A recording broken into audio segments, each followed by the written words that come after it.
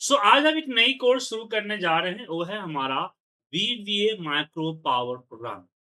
सबसे पहले जानते हैं कि हमें वीवीए की ज़रूरत क्यों? तो पिछले कुछ क्लासेस में हमने आपके साथ डिस्कस किया था, वो किया था आपके साथ कि किस तरीके से हम एक्सेल के जो इनबिल्ट फीचर है, जैसे कि इसके अंदर जो आपके फ़ॉर्मूलेज़ हैं, उसके ऑप्शंस हैं, मेनूज़ हैं, उसका इस्तेमाल हम लोग करेंगे। लेकिन वीवी का यूज़ तब होता है जब हमारे पास कुछ ऐसे कस्टम फीचर आ जाते हैं, जिसका इस्तेमाल हमको करना पड़ता है। जैसे एग्ज़ाम्पल के लिए मुझे हमने आपको डायनामिक चार्ट का एक एग्ज़ाम्पल बताया था। चलिए आपको दोबारा वो बताते हैं और बताते हैं कि वीवीए क्या कर रहा है। मैंने यहाँ पे कुछ डेटा बनाया है जो कि एक्सेल से है। अभी फ़िलहाल एक्सेल का यूज़ कर रहा हूँ, फिर वीवीए का यूज़ समझाऊँगा इसमें। तो यहाँ कुछ लिस्ट ऑफ मेरे पास मंथली डेटा है। मैं फटाफट एक डेटा शुरू कर लेता हूँ। रैन बिटवीन का फॉर्मूला लगाया यहाँ पे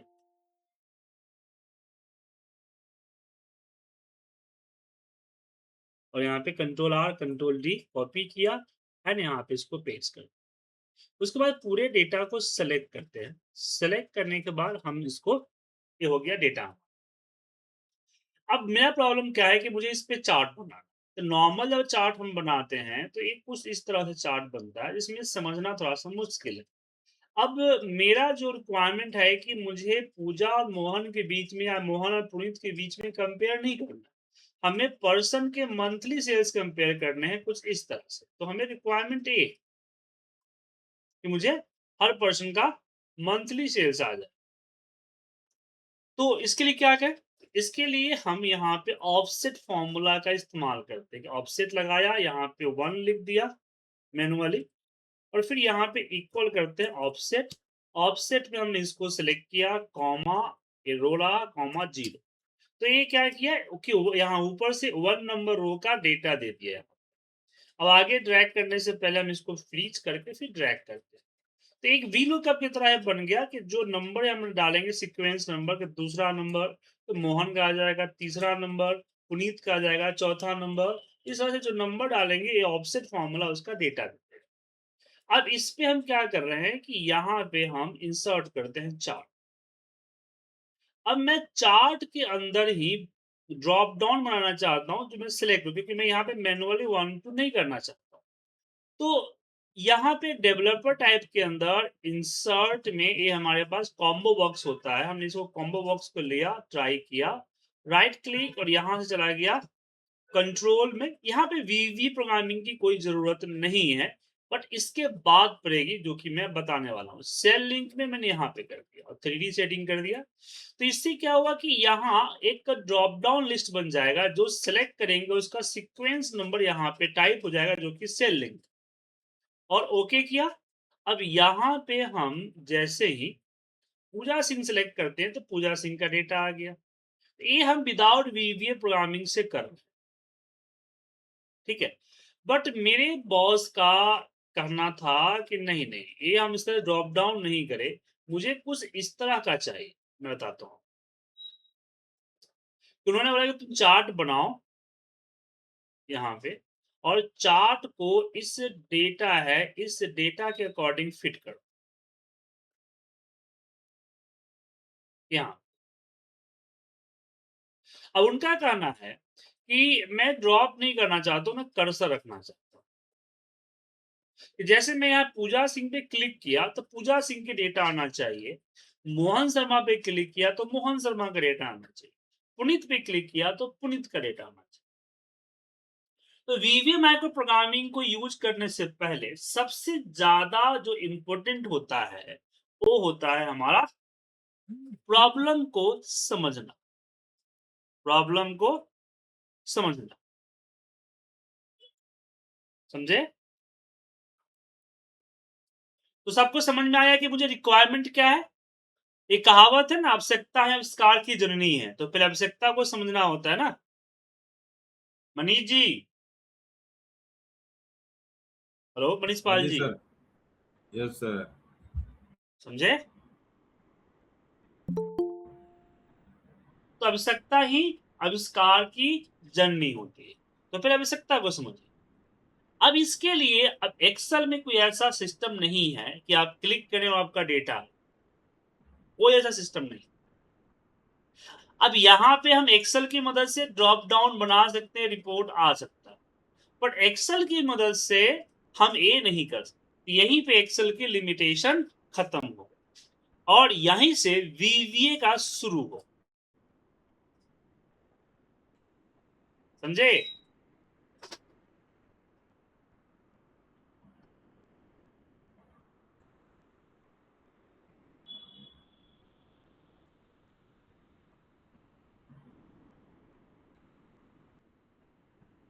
तो इसके लिए हमें वीवी माइक्रो प्रोग्रामिंग का इवेंट माइक्रो प्रोग्रामिंग लगाना होगा, जो कि राइट क्लिक करके हम व्यू कोड पे जाएंगे, यहाँ से करेंगे इंसर्ट, सॉरी इस पे डबल क्लिक करेंगे और यहाँ पे जाएंगे वर्कशीट, यहाँ पे देंगे सिलेक्शन चेंज और सिंपल मुझे कुछ नहीं करना है कि जो क्लिक करेंगे ना वो टारगेट कहलाएगा, यहाँ पे टारगेट आएगा। तो सिंपल सा हमने बोला यहाँ पे कि जो रेंज है वो है हमारा A15। तो हमने बोला कि रेंज, एक लाइन का कोड शिफ्ट किया मैंने, A15 डॉट वैल्यू, जहां क्लिक हो रहा है टारगेट डॉट उसका रो नंबर अब -1, क्योंकि अगर मैं यहाँ पे क्लिक करता हूँ तो यहाँ पे 5 बाय रो नंबर आएगा, लेकिन मुझे चाहिए 4, तो हमने -1 कर। तो अब यहाँ पे क्लिक करेंगे तो देखो हो जी गया सर। सर, बोलिए। मैं आपको यहाँ रोकना चाहूंगा सर, आपने हमें बीच में एक टॉपिक बता दिया, बट अभी मेरे तो पर्सनली मैं अपनी बात करूँ तो मेरे तो अभी बीबीए के फंडामेंटल ही नहीं क्लियर है। हाँ तो अगर फिर आप एक बार आप प्लीज उस पे आपको, आएंगे, पीछे वाली शीट पे आएंगे सर, कोड वाली शीट पे। वैभव जी मैं अभी आपको ये बता रहा हूँ कि वीवी की जरूरत क्यों है, पहले जरूरत को समझना है ना। सर वीवी आई थिंक इस सीख, क्लास में, चलिए ठीक है ठीक है, आपका पॉइंट बिल्कुल वैलिड है सर, ठीक है, हाँ कंसीडर्ड। तो, हाँ तो मैं बता रहा हूँ कि वीवी कहाँ से शुरू होता है। मैं ये नहीं सिखा रहा हूँ कि कोडिंग क्या हुआ क्या नहीं हुआ। हमने यहाँ पे बोला आपको कि वीवी की जरूरत कहाँ पड़ती है, जहां पे एक्सेल की लिमिटेशन खत्म होती है, कुछ अलग हमें चाहिए होता है, तो हमें वीवीए की जरूरत पड़ती है। हाँ, वीवीए का फंडामेंटल क्या है, इस सब चीजों पे मैं आऊंगा अभी। मैं यहाँ ये समझाने की कोशिश कर रहा हूं कि क्या एक्सेल कर सकता है और क्या एक्सेल नहीं कर सकता है। जो एक्सेल नहीं कर सकता है उसके लिए हम वीवीए माइक्रो प्रोग्रामिंग का यूज करेंगे। तो हमने यहाँ पे आपको एक एग्जाम्पल के थ्रू समझाया कि अगर इसी चीज को वीवीए के थ्रू किया जाए तो मैं ड्रॉप डाउन जैसे चीजों का यूज कर सकता हूं। लेकिन जब इसी में हम भी वीवीए के जगह इसका वीवीए को छोड़ के, फिर एक्सेल को छोड़ के वीवीए इस्तेमाल करूं, तो इस तरह के इंटरफेस क्रिएट हो सकते हैं जो कि वीवीए में पॉसिबल नहीं। सो आपको ये समझ में आया कि हमें वीवीए क्यों सीखना चाहिए, क्योंकि एक्सेल की जो इनबिल्ट फीचर है वो लिमिटेड है। आपके ऑफिस के अंदर में ये गारंटी नहीं है कि आपका हर एक काम एक्सेल से हो जाए। आपको वीवीए की रिक्वायरमेंट पड़ेगी। और जैसे वैभव जी ने बोला कि वीवीए का फंडामेंटल पता नहीं है, तो चलिए अब हम वीवीए के फंडामेंटल स्टार्ट करते हैं। आगे बढ़ने से पहले कोई क्वेश्चंस वगैरह हैं आप लोगों के तो पूछ सकते हैं।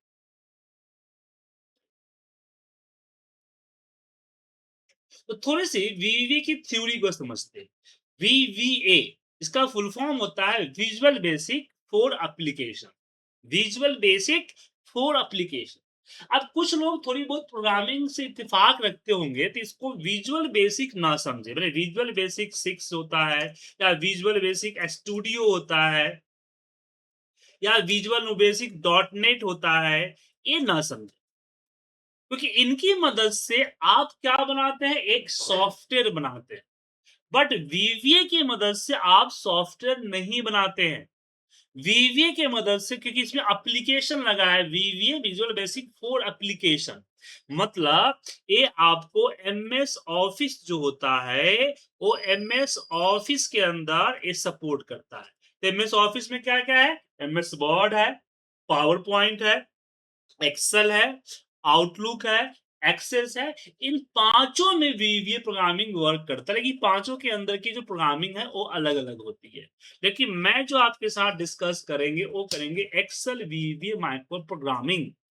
सो वीवीए जो है सिर्फ MS ऑफिस के अंदर ही वर्क करेगा। VBA के मदद से कोई सॉफ्टवेयर नहीं बना पाइएगा।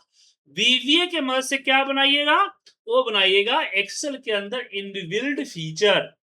जैसे कि मैंने अभी यहाँ पे एक फीचर ऐड किया ना, कि जब कहीं भी क्लिक करेंगे तो उसका रो नंबर यहाँ पे टाइप कर देगा। जब यहाँ रो नंबर टाइप होगा तो ऑफसेट अपना रिजल्ट देगा। ऑफसेट जो रिजल्ट देगा तो फिर हमारा चार्ट हमारा चेंज।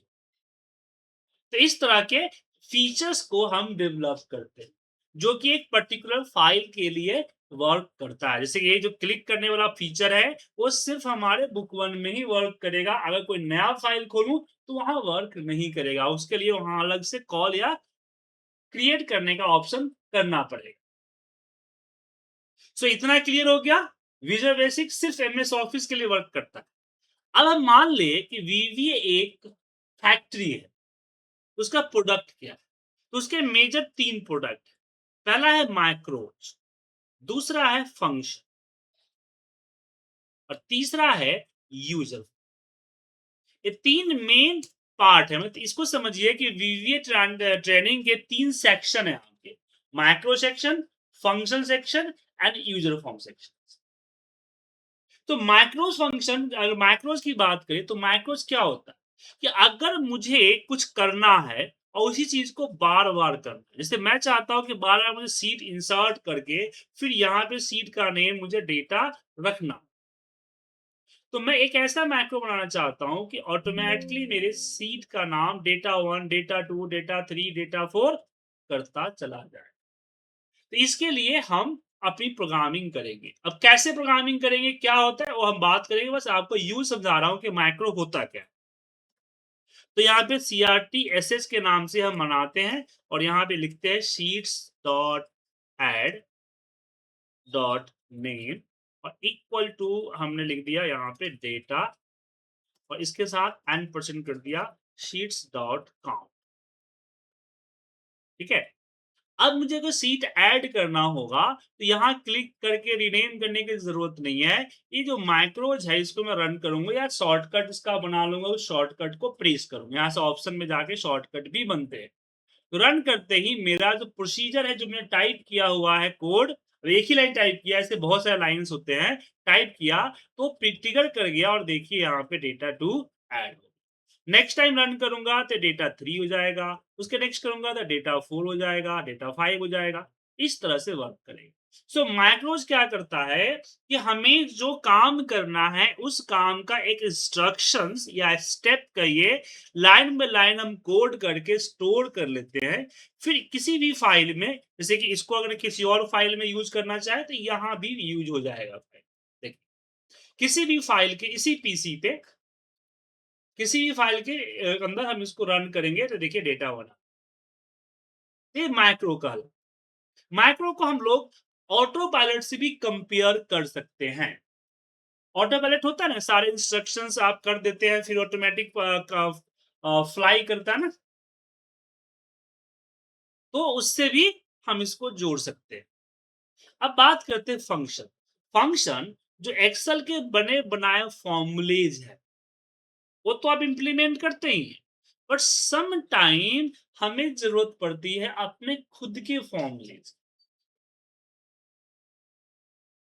जैसे वी लुकअप का फॉर्मूला में कई सारे प्रॉब्लम्स है, एक्स लुकअप में भी प्रॉब्लम्स है, सम इफ में भी प्रॉब्लम्स है।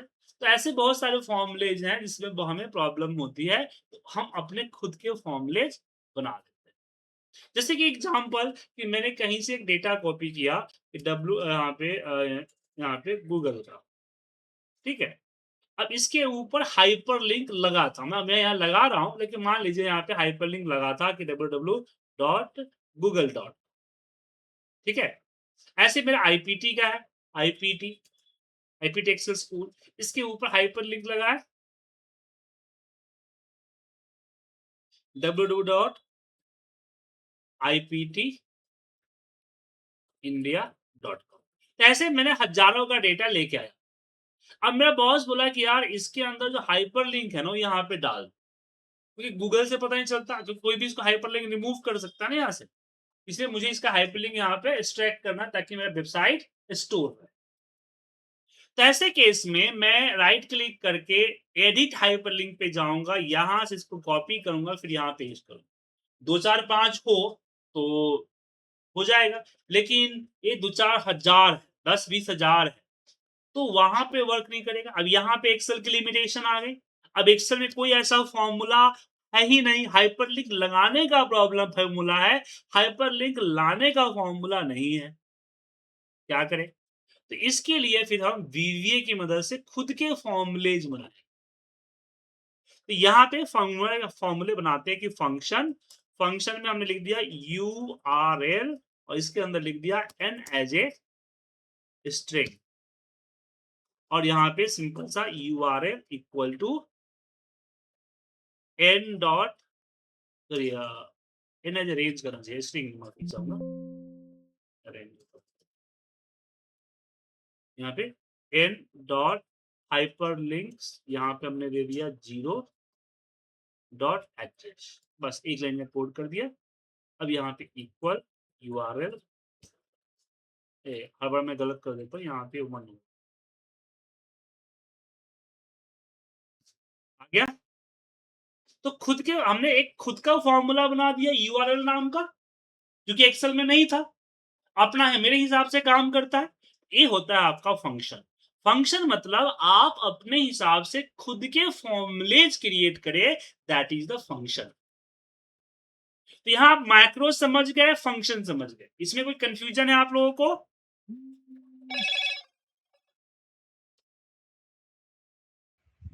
No sir.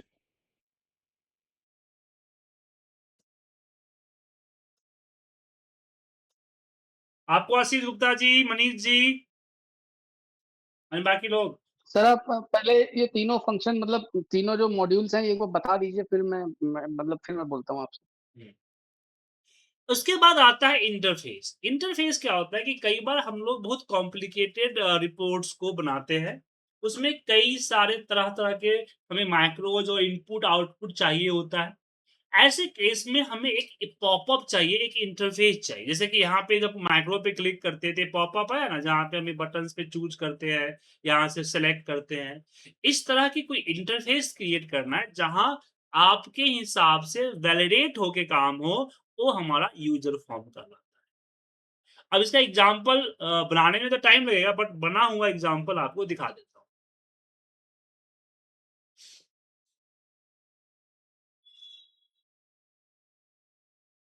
जैसे देखिए कि ये डेटा है, अब इस डेटा में से कुछ डेटा को सर्च करना होता है, लेकिन मैं यहाँ से ना करना चाहता हूँ, मैंने खुद की एक इंटरफ़ेस क्रिएट कर दिया, सर्च डेटा है।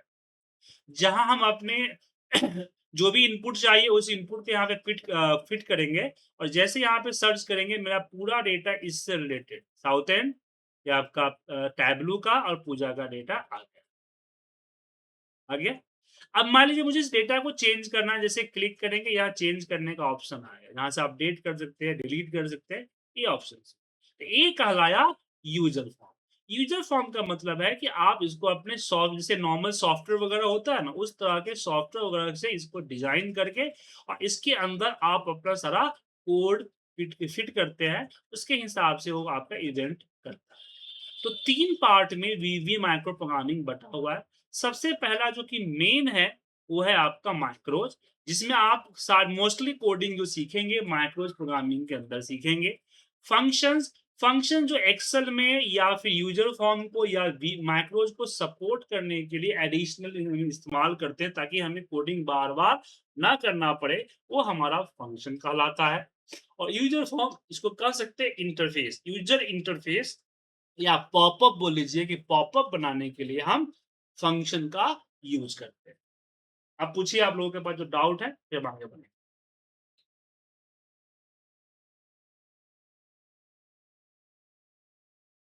आशीष जी जी सर, अभी पूछिए, तो सर कोई डाउट देखिए नहीं मेरी डाउट, साइड से। एक-एक करके हाँ। पूछिए।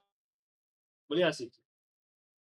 हाँ सर मैं ये कह रहा था कि जैसे सर देखिए वीबीए में मुझे कुछ भी नहीं पता है, मतलब मैं बिल्कुल ब्लैंक हूँ वीबीए के लिए। तो जैसे आपने माइक्रोस लिखने के लिए विजुअल बेसिक खोला, आपने उसमें माइक्रोस लिख दिया, फंक्शन में आपने एक फंक्शन लिख दिया।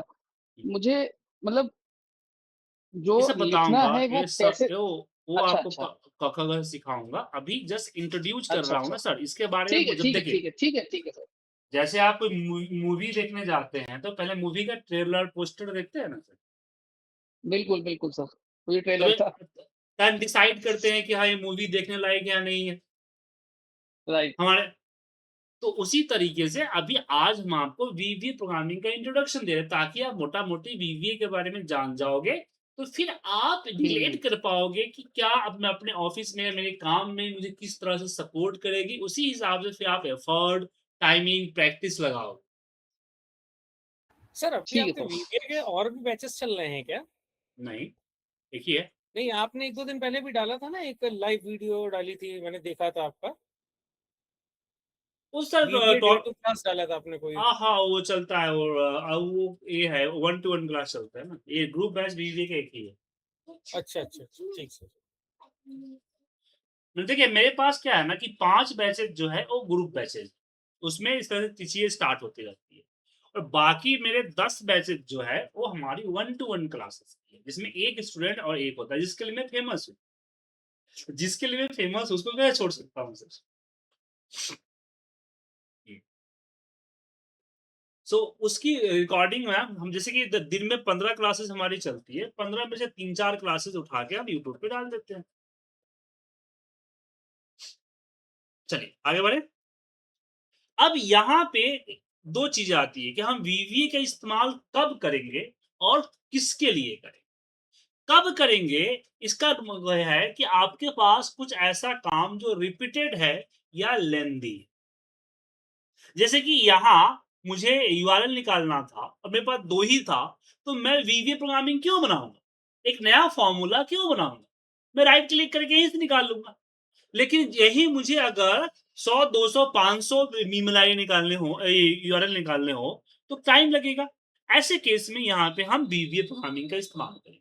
तो वीवीए में प्रोग्रामिंग का इस्तेमाल हम तब करते हैं जब हमारे पास जो प्रॉब्लम है, या तो काफ़ी लेंदी है, टाइम कंज्यूमिंग है या हो ही नहीं सकता मैनुअल, या दूसरा कि रिपीटेड है कि भाई एक बार काम मैनुअल तो हो जाता है, लेकिन मैनुअल हमें 1 घंटा, 2 घंटा, 10 मिनट, 20 मिनट हर दिन वेस्ट होता है, तो हम इसका ऑटोमेशन तैयार करें।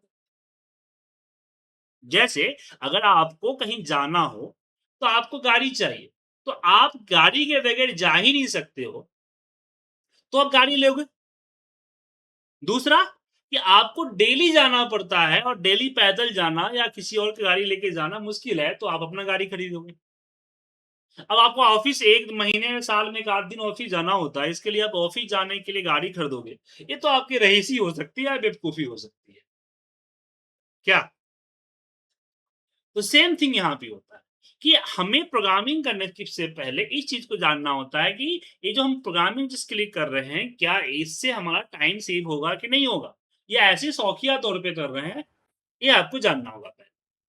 तो रिपीटेड वर्क और लेंदी वर्क, मतलब जो भी आप प्रोग्रामिंग करना चाहते हो उसको एक बार मैनुअल करके देखो कि कितना टाइम लग रहा है, कितना ईज़ी है। देन डिसाइड करो कि वीवीए प्रोग्रामिंग के ज़रिए इसको सॉल्व करना है कि नहीं करना है। तो सिचुएशन हो गई कि कब करना है, तो repeated work and lengthy work. दूसरा आता है क्यों करना है, किसके लिए करना है। तो देखिए अगर आप अपने लिए प्रोग्रामिंग कर रहे हैं तो आप दबाए कीजिए, कोई प्रॉब्लम नहीं। लेकिन आप ऐसे फाइल पे प्रोग्रामिंग करने जा रहे हैं जो फाइल बहुत सारे लोगों को भेजना है, तो मैं आपको बता दूं कि जब भी आपकी वीवीए वाली फाइल को कोई भी पर्सन खोलेगा, तो उसको एक सिक्योरिटी वार्निंग आएगा, क्योंकि माइक्रोसॉफ्ट ने यहाँ पे क्लियरली यहाँ पे बाय डिफॉल्ट डिसेबल कर रखता है माइक्रो। जैसे फाइल खोलेगा वो ऑटोमेटिक क्या देगा, पॉपअप एरर देगा, सिक्योरिटी अलर्ट एरर देगा। अब जो लोग वीवीए से फैमिलियर है, जानते तो समझ जाएंगे कि इसके अंदर प्रोग्रामिंग यूज किया गया है। लेकिन जो लोग आपके ऑफिस में बहुत सारे ऐसे लोग होंगे जो कि नॉन टेक्निकल फील्ड से होंगे, सिस्टम को बस काम भर यूज करते होंगे, वैसे लोग डर जाएंगे। वो आपको कॉल करेंगे, मैसेज करेंगे, फिर आपको कॉन्फिडेंस में लेना होगा कि भाई ये फाइल आपके काम का है, इसमें कोई ऐसा नहीं है, वायरस तरह से नहीं है। तो उतना झमेला पालने से अच्छा है कि जब तक बेहद जरूरी ना हो, तब तक ऐसे फाइल में वीवीए प्रोग्रामिंग का इस्तेमाल ना करें जो बहुत सारे लोगों को भेजना है। तो यहां पे आपको समझ में आ गया कि हम वीवीए प्रोग्रामिंग कब यूज करेंगे और किसके लिए यूज करेंगे? कोई कंफ्यूजन? नहीं सर, इसमें कोई कंफ्यूजन नहीं है। मनीष जी, कोई कंफ्यूजन? अच्छा, मनीष जी लॉग आउट करेंगे। नहीं सर, आगे बढ़िए।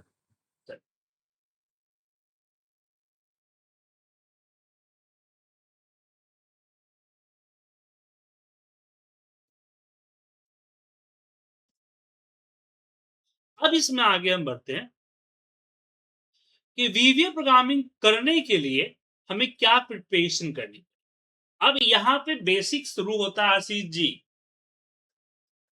ये मेरा जी सर, एक्सेल है, तो मुझे वीवीए प्रोग्रामिंग शुरू करने के लिए पहले अपने एक्सेल के साथ क्या करना?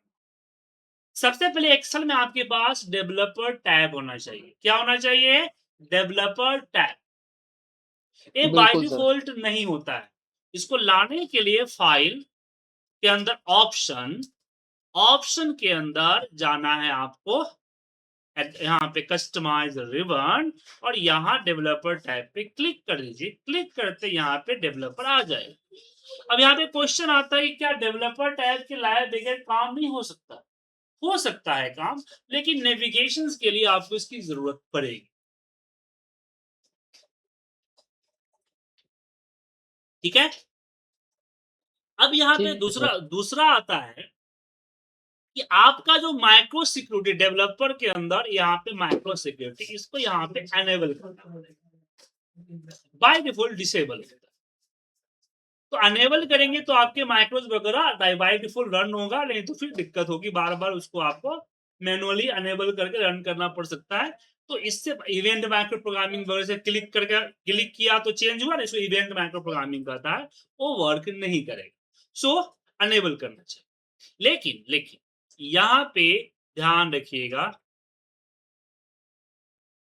कि आपका जो ये है माइक्रोसॉफ्ट है, यह खास तौर पे आपको वार्निंग दे रहा है कि not recommended potential dangerous code can run.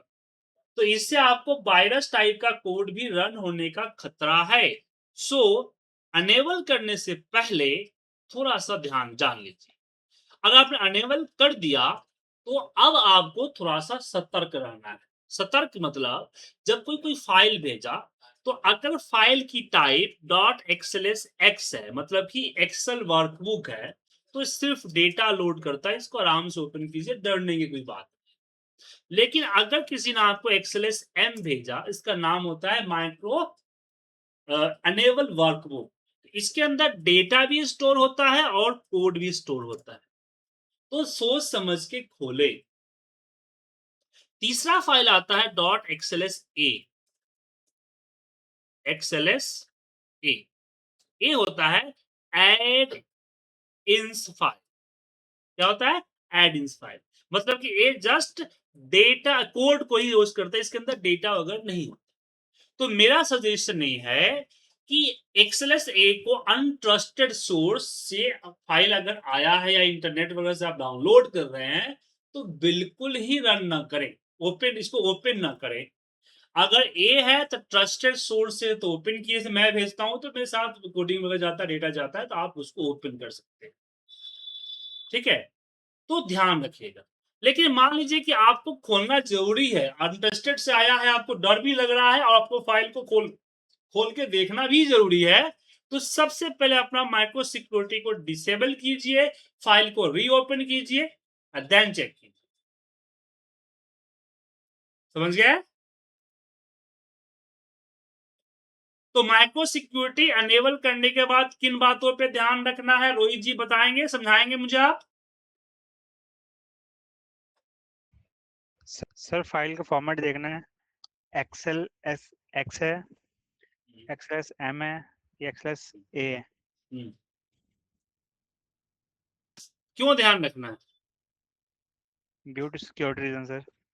जी, इसमें वायरस टाइप का मेरे पास एक आ गया था, वो क्या करता था, मेरे आउटलुक से मेरे जितने भी रिसेंट कांटेक्ट होता था उसको मेल भेज देता था, एक एडवर्टाइजमेंट मेल भेज देता था। ओके ठीक है ना, इसलिए इसका ध्यान रखिए। Sure sir. तो सर आप ये सब सिखा दीजिए हमको, आशीष को 2-3 फाइलें भेजनी है। इसलिए मैं आशीष गुप्ता पुरानी एक कंपनी एक काम बार करते थे सर, एक दो फाइलें हमें भेजनी है आशीष गुप्ता को आज रात में। भाई एक हम बार भी हुआ सीख ले, फिर हम तुम्हारी नई कंपनी में भेजेंगे। नहीं, नहीं, एक बार बताता हूँ। ये मैं काम करता था एक कंपनी में, गुड़गाँव में। अब ये वीडियो यूट्यूब पे जाएगी तो मैं नाम नहीं लूँगा कंपनी का। तो हमारे एक बॉस थे, ओवर स्मार्ट, इसको ना ओवर स्मार्ट बंदा है। तो ओवर स्मार्ट था। तो उसको किसी ने बता दिया था कि एक्सेल में कुछ भी प्रॉब्लम हो, वीलुकअप उसको सॉल्व कर देता है। तो कुछ भी दिक्कत होता था, यार तुमको आता नहीं है, वीलुकअप से कर लो यार, इज़िली हो जाता है। तो मैं नया-नया जॉइन किया। मैं 2-4 बार अरे बोला सर तो वो आशीष गुप्ता ही टाइप का बॉस था। अच्छा, शायद हो सकता है। मुझे 2-4 बार बोला तो मैंने बोला, इसको एक बार बोल दिया कि बॉस आपको पता है कि ये वीलुकअप करता क्या है? यार सब कुछ करता हमको पता है, मुझे मत सिखा। आज 2 दिन 4 दिन जॉइन किया हुआ नहीं हुआ, मुझे सिखाता है। मुझे लग गया यार, मैं एक तो हूँ बिहार से, ऊपर से कास्ट का राजपूत, मुँचों पे ताव देना, खून गरम, मैं कैसे बर्दाश्त करता? ऊपर से जवान था। मैंने एक कोड प्रोग्राम लिख के एडमिन्स बनाया है और गलती से इसको मेल करके उसके सिस्टम में ऐड कर दिया। टाइम मिल गया सिस्टम में उसको जाने के लिए, उसको सिस्टम में मेल कर दिया, मेल से डाउनलोड करके उसको सिस्टम में ऐड कर दिया। बताओ क्या करता था? जैसे ही कोई एक्सेल फाइल ओपन होती थी, एक मैसेज देता था, अबे गधे काम भी करता है क्या, घर जा। इस तरह के 20-25 स्लोगन मैंने लिखे हुए थे उसमें। हैं? बोलता है कि अभी तू काम करता है इसलिए कंपनी घाटे में जा रही है, मत किया कर। हैं? फिर लिख दिया कि इस फाइल के अंदर वीलुकअप अवेलेबल नहीं, please do not open this file. तो उसका काम करना दुर्भर हो गया। और अगर किसी तरीके से फाइल ओपन हो भी जाती थी कैंसिल करके, तो हर आधे घंटे में पॉपअप आता था। अब फिर वो अपने आईटी टीम को बुलाया, आईटी टीम वो तो भाई वो लोग एक्सेल क्या जानते हैं, वो लोग टेक्निकल थे, वो लोग बहुत पिथा पिची किए, फिर क्या किए, एक्सेल को री इंस्टॉल कर दिए। फिर मुझे 20-25 दिन के बाद मुझे टाइम लगा, फिर जाकर इंस्टॉल कर दिया। 3 महीने में उसने रिजाइन देके दूसरी कंपनी ज्वाइन कर लिया, क्योंकि ये बात सबको पता चल गई।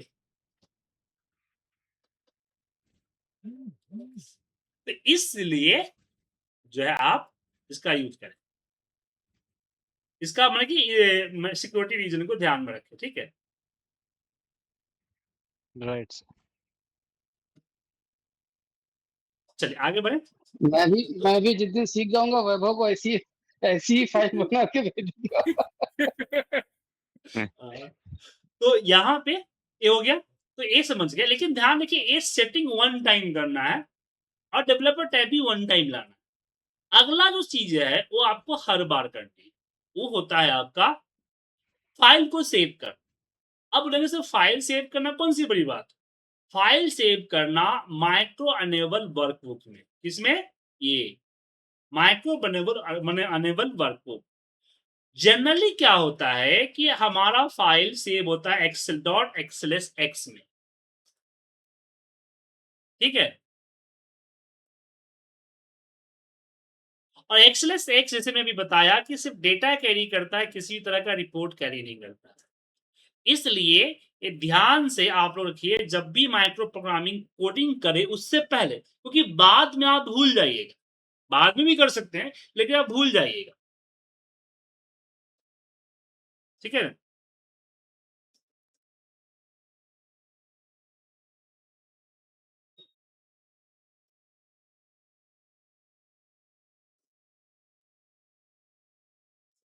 इसलिए आप सेव कीजिएगा माइक्रो अनेबल वर्कबुक, जो कि कोड एंड डेटा दोनों पे स्टोर रखता है। अब एक गलती हर मोस्टली स्टूडेंट करता है। मोस्टली स्टूडेंट मुझे फोन करेगा, सर मैंने माइक्रो रिकॉर्ड या कोड किया था, मैं रन किया, चल गया, मैं खुश हो गया, फाइल को क्लोज कर दिया, अब मैं उसको ओपन कर रहा हूं तो मुझे माइक्रो दिख ही नहीं रहा है।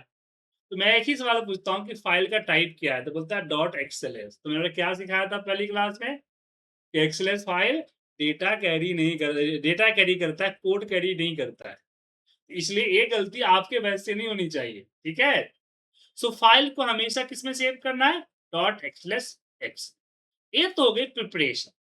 कि हमने अपने एक्सेल को वीबीए प्रोग्रामिंग के लिए प्रिपेयर किया 3 चीजों से, डेवलपर टैब लाके, माइक्रो सिक्योरिटी को अनेबल करके एंड फाइल को सेव करके .xlsm में, राइट। अब हम कोडिंग करने के लिए हमें चाहिए विजुअल बेसिक। क्या चाहिए? Visual basic. अब इसका शॉर्टकट अल्ट F11 होता है। जैसे कि मैंने बताया था ना कि अगर आपके पास अगर डेवलपर बाइनरी में टैब नहीं होता है नहीं क्या? है जी, क्या बोल रहे हैं? बाइनरी में नहीं होता है क्या?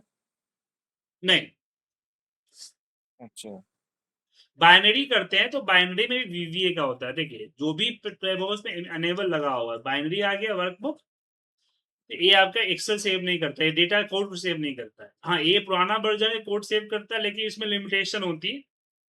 उसके बाद टेम्पलेट आपका है, तो ये टेम्पलेट भी कोड सेव नहीं करेगा, लेकिन टेम्पलेट के लिए जिसमें एम लगा होगा ना वो सेव करेगा। अच्छा। जैसे एडिंस एम हुआ ना, एक्सेल एडिंस, एक्सेलेस एम दिखा आपको, वो करेगा। एम फॉर सही। मैक्रो। मतलब बाइनरी में वर्क नहीं करेगा। जी, तो अल्ट ठीक। F11 प्रेस करेंगे या इस विजुअल बेसिक पे क्लिक करेंगे तो ये आपका एक एडिटर खुलेगा। यहाँ से पहले से कोड है, एक काम करता हूँ, सारा कोड बंद कर देता हूँ, दोबारा से ओपन करता हूँ, ठीक है। नया फाइल रहेगा तो दिखेगा आपको।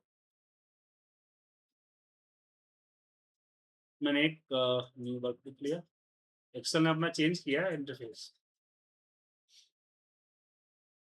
विजुअल बेसिक पे क्लिक किया, इस तरह का ऑप्शन आएगा। इसकी कहाँ से है?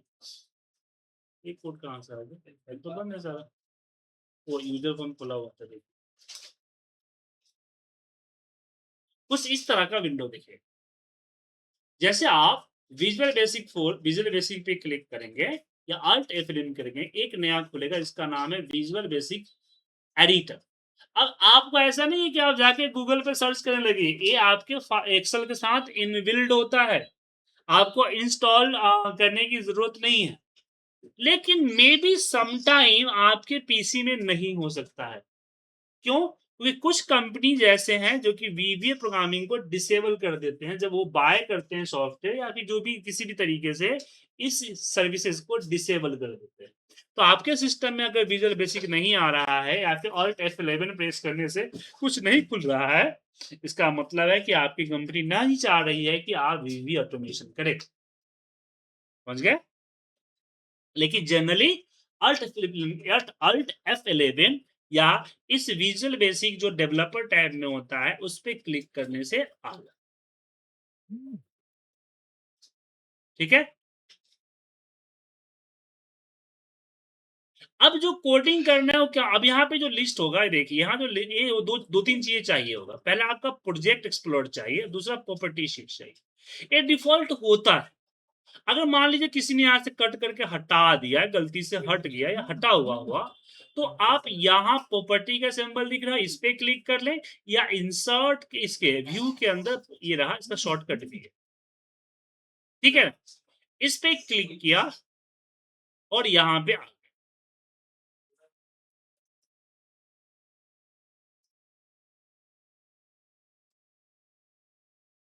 तो इसी तरह से प्रोजेक्ट एक्सप्लोर, दो चीजें चाहिए। अब प्रोजेक्ट एक्सप्लोर के अंदर में, प्रोजेक्ट के अंदर में जितने भी फाइल खुले होंगे उसका लिस्ट दिखेगा।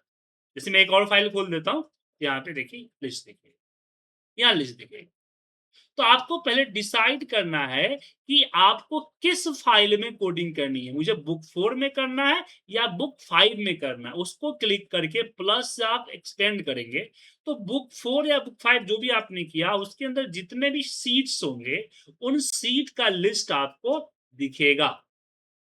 तो फाइल का लिस्ट दिखेगा, फाइल को खोलिएगा तो फाइल के अंदर शीट्स का लिस्ट दिखेगा, और शीट्स के ऊपर जब डबल क्लिक कीजिएगा तो यहां आपको दिखेगा व्हाइट विंडो, जिसको हम लोग कोड विंडो कहते हैं। क्या कहते हैं? Code window. Code window. ठीक है।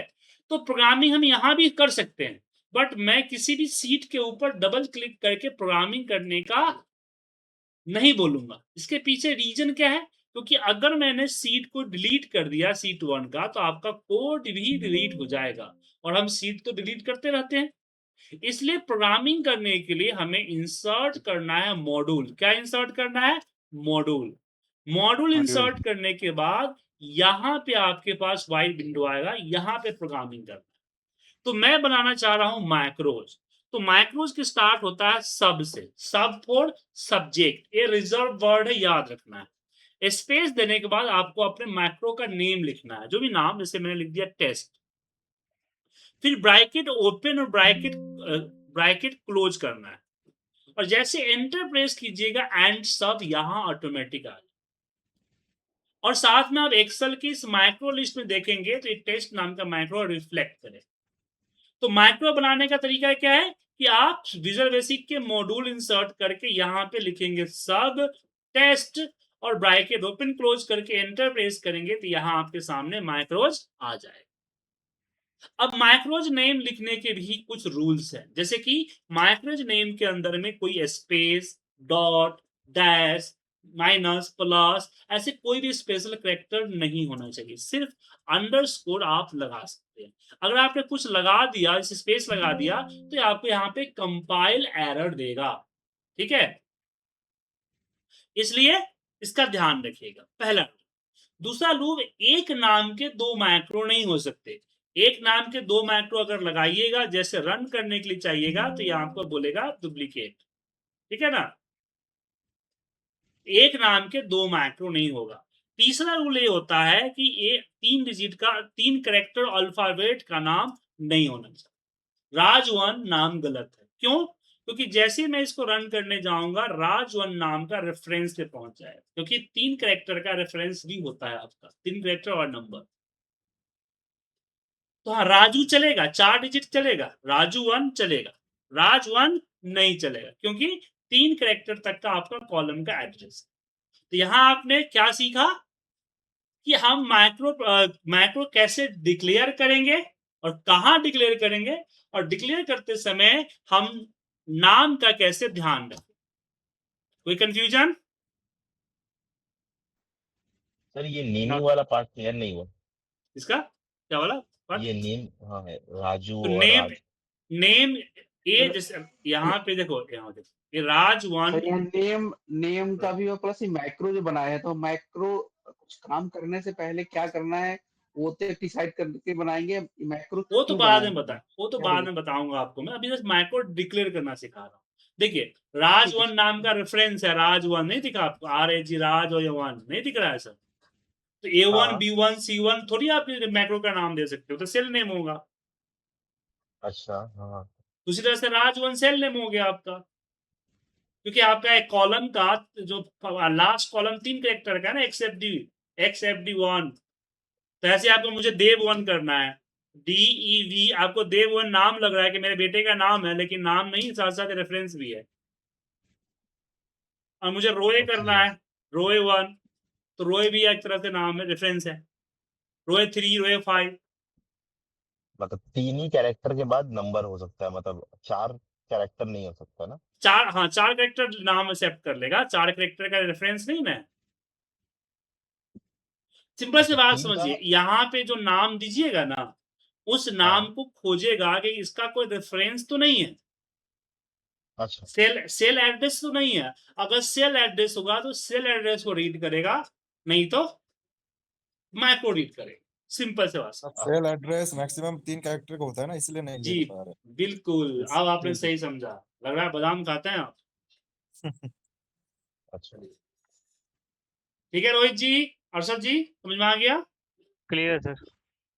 और स्पेशल कैरेक्टर एक्सेप्ट नहीं करता है, तो स्पेशल कैरेक्टर नहीं देना है, और डुप्लीकेट नहीं देना। तो आज जो है इतने तक पढ़िए। अब आज के आगे काम करने के लिए आपको मैं एक वेबसाइट रिकमेंड कर रहा हूँ, जिसका है URL है excel-vba.com। याद रहेगा आपको। ये जो है मेरा नहीं है, ये वेबसाइट मेरी नहीं है, ये वेबसाइट किसी और की है। बहुत पुरानी वेबसाइट है, जब मैं 2007-8 में VBA सीख रहा था, उस समय वेबसाइट था, और उस समय से वेबसाइट सब सपोर्ट कर रहा है। मैं जितने स्टूडेंट को बोला कि सर बहुत अच्छी वेबसाइट, ये मिस्टर एक्सेल की वेबसाइट है। तो इसके अंदर VBA से रिलेटेड बहुत सारे आर्टिकल्स और इमेजेस के साथ आपको यहाँ पे एक्सप्लेन किया हो। तो मैंने URL आपको व्हाट्सएप पे भेज दिया है, आप टाइम निकाल के इस URL को स्टडी करिएगा। ठीक है? और ये सबको स्टडी करना है। मैं क्लास लेने से पहले कल पूछूँगा कि आपने इसको पढ़ा कि नहीं पढ़ा? आप बोलेंगे नहीं पढ़ा तो मैं बोला ठीक है आज मैं छुट्टी पर हूँ, मुझे सर्दी, खाँसी, जुकाम हो गया है। ठीक है।